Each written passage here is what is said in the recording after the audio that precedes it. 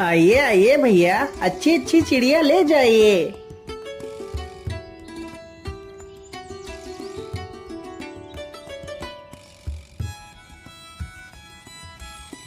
अरे भाई, ये कबूतर कितने पैसे में दे रहे हो? भैया जी, यह कबूतर केवल 50 रुपए का है। नहीं नहीं भाई, 50 रुपए तो बहुत ज्यादा मांग रहे हो। मैं तो इस कबूतर के सिर्फ 30 रुपए दूंगा। क्या करूं, वैसे भी अब जल्दी ही बाजार समाप्त होने वाला है और शाम भी होने वाली है। मैं ऐसा करता हूं, जल्दी जल्दी से अपनी सारी चिड़िया बेच देता हूं। अरे भाई, तुम कहाँ खो गए? क्या बात है? अरे कुछ नहीं भाई, ठीक है, तुम इसे 30 रुपए में ही ले लो। वो आदमी जल्दी से 30 रुपए निकाल कर देता है और कबूतर को ले लेता है। वह शिकारी देखते ही देखते कुछ ही देर में अपनी सारी चिड़िया बेच देता है। अरे वाह वाह, आज तो काफी सारे पैसे इकट्ठे हो गए हैं। चलो अब मैं जल्दी से सब्जियां खरीद कर घर वापस चलता हूँ। शिकारी जल्दी से कुछ सब्जियां खरीदता है और वहां से चला जाता है।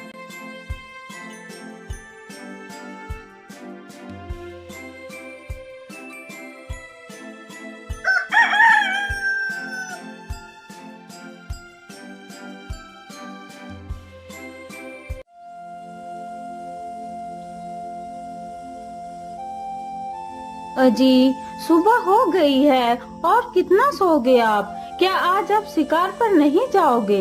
हाँ हाँ भाग्यवान, जाता हूँ, अभी जाता हूँ। शिकारी चुपचाप अपना जाल उठाता है और जंगल की तरफ निकल जाता है।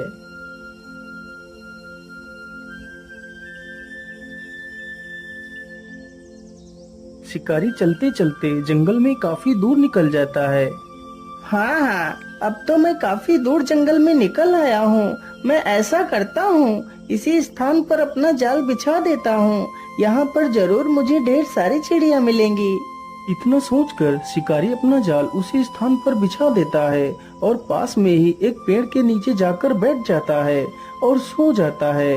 उसे सोते सोते काफी समय गुजर जाता है, तभी उसकी आंखें खुल जाती हैं। अरे बाप रे बाप, इतना समय हो गया और मैं सोता ही रहा। चलो जल्दी से मैं अपना जाल देखता हूँ, आखिर कितनी चिड़िया मेरे जाल में फंसी हैं। इतना सोचकर शिकारी अपने जाल के पास जाता है तो देखता है उसके जाल में एक भी चिड़िया नहीं फंसी है। अरे ये क्या हुआ, मेरे जाल में तो एक भी चिड़िया नहीं फंसी है। आखिर ऐसा कैसे हो सकता है? अब मैं क्या करूँगा, पैसे कहाँ से लाऊंगा? यदि पैसे नहीं मिलेंगे तो मैं अपना गुजारा कैसे करूँगा? चलो कोई बात नहीं, आज का गुजारा तो कल के बचे हुए पैसों से हो जाएगा। अब मुझे घर वापस चलना चाहिए।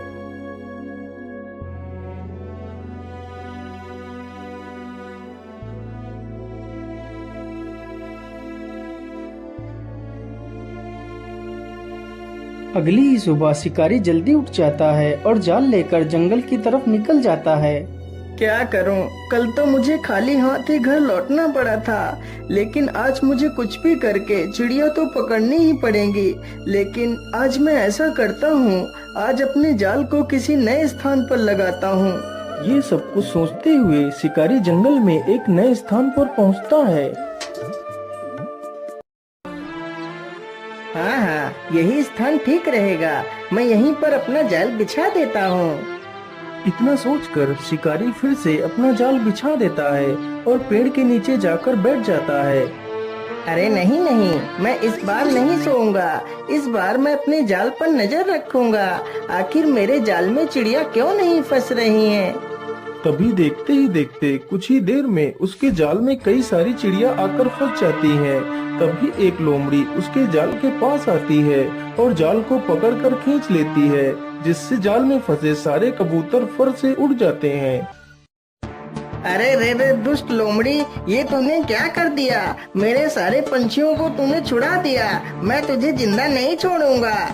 शिकारी जल्दी से एक डंडा उठाकर लोमड़ी की तरफ दौड़ता है। लोमड़ी तुरंत वहां से भाग खड़ी होती है। बेचारा शिकारी उसका पीछा करते करते काफी दूर निकल जाता है।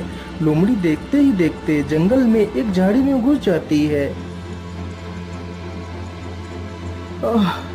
अरे बाप रे बाप, इसके पीछे भागते भागते तो मेरी सांस ही फूल गई, लेकिन लोमड़ी तो हाथ नहीं लगी। जिस पेड़ के नीचे शिकारी खड़ा था उसी पेड़ पर एक पक्षी रहता था। तभी उस पक्षी ने अपना मल त्यागा तो वह मल सीधा उसी शिकारी के ऊपर जा गिरा। अरे राम राम राम, मैं तो वैसे इतना परेशान हूँ, ऊपर से इस पक्षी ने मेरे ऊपर ही मल कर दिया। छी छी। तभी शिकारी अपने हाथों से ही उस मल को साफ करने लगता है। अरे ये क्या, ये मल तो सोने की तरह चमक रहा है, कहीं यह सोना ही तो नहीं?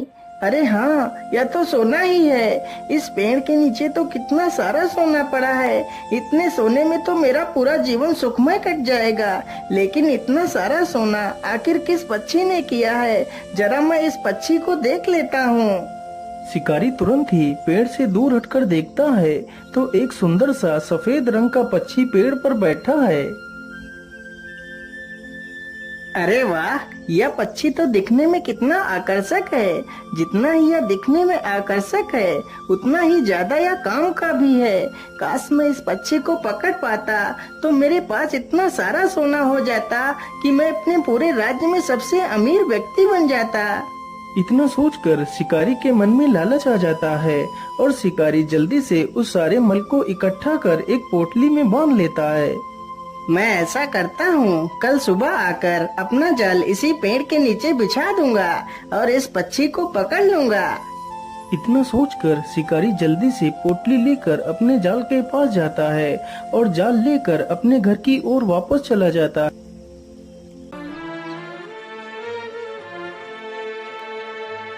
अरे भाग्यवान, तुम कहाँ हो? देखो मैं तुम्हारे लिए क्या लेकर आया हूँ। अरे आप इतना शोर क्यों मचा रहे हो? आखिर ऐसा क्या लेकर आए हो आप? तभी शिकारी उस पोटली को खोल देता है। उसकी पत्नी पोटली में इतना सारा सोना देखकर हैरान रह जाती है। अरे इतना सारा सोना, लेकिन इतना सारा सोना तुम्हें कहाँ से मिला? फिर शिकारी अपनी पत्नी को सारी कहानी सुनाता है। भाग्यवान, यदि वह पक्षी हमारे हाथ लग गया तो हमारी सारी गरीबी चुटकियों में ही खत्म हो जाएगी और हमें पूरे जीवन कोई काम नहीं करना पड़ेगा। हमारी आने वाली पुश्तें राज करेंगी, राज। हाँ हाँ, लेकिन इस पक्षी को तुम पकड़ोगे कैसे? अरे भाग्यवान, एक शिकारी से तुम सवाल कर रही हो कि मैं उसे पकड़ूंगा कैसे? अरे जैसे मैं बाकी पक्षियों को पकड़ता हूँ वैसे ही उसे भी जाल बिछाकर ही पकड़ूंगा।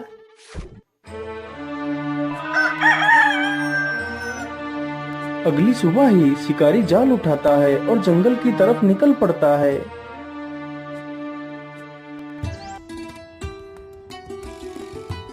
शिकारी चलते चलते उसी पेड़ के पास पहुंच जाता है जिस पेड़ पर वह पक्षी रहता था। चलो जल्दी से मैं अपना जाल बिछा देता हूँ और दूर झाड़ियों में जाकर छिप जाता हूँ।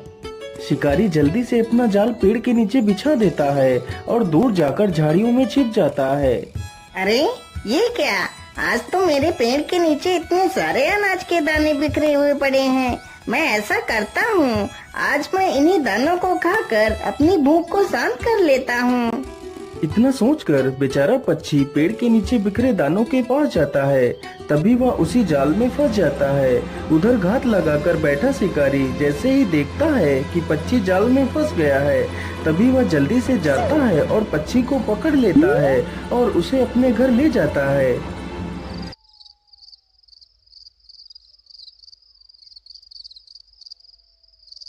अरे भाग्यवान, देखो देखो, मैं उस पक्षी को पकड़ कर ले आया हूँ।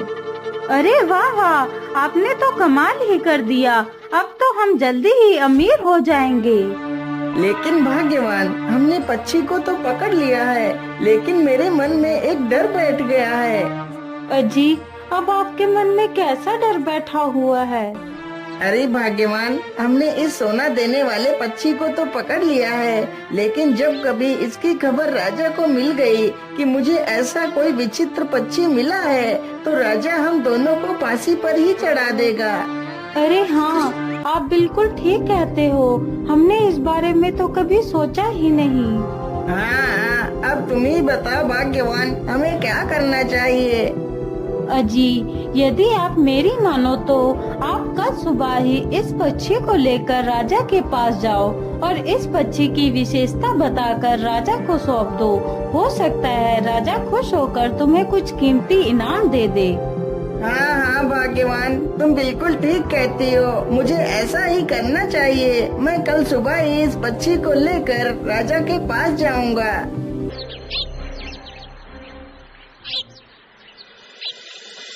अगले ही दिन शिकारी उस पक्षी का पिंजरा उठाता है और उसे राजा के महल में लेकर पहुंच जाता है।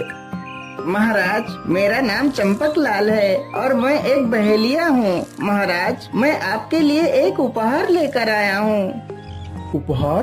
कैसा उपहार? आखिर तुम मेरे लिए क्या उपहार ला सकते हो? महाराज, मैं कल शिकार के लिए जंगल गया था तो मुझे सोने का मल करने वाला यह पक्षी मिला है। क्या? सोने का मल? क्या यह पक्षी सोने का मल करता है?